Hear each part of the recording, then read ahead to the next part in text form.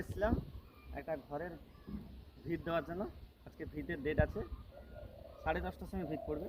তা ঘরের স্ট্রাকচারটা আমি দড়ি দিয়ে মোটামুটি একটা ঠিক করলাম, ঘরের আয়তনটা আনলাম।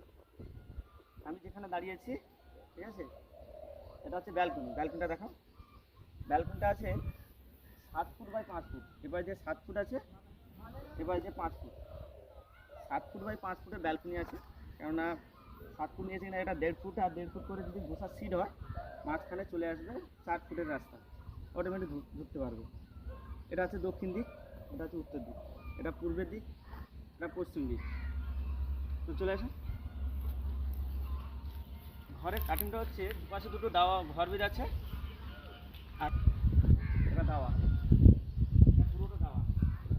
সিঁড়িটা আমার, সিঁড়িটা এখান থেকে উঠবে, এটা দড়ি দেখতে পাচ্ছে, সিঁড়িটা কিন্তু সেপাশ দিয়ে সিঁড়ি উঠবে। আচ্ছা, এটা রুম।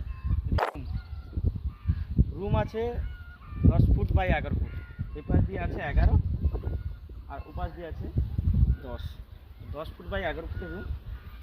এই যে পাশাপাশি দুটো রুম আছে, এটা একটা রুম, এটা একটা রুম, ঠিক আছে।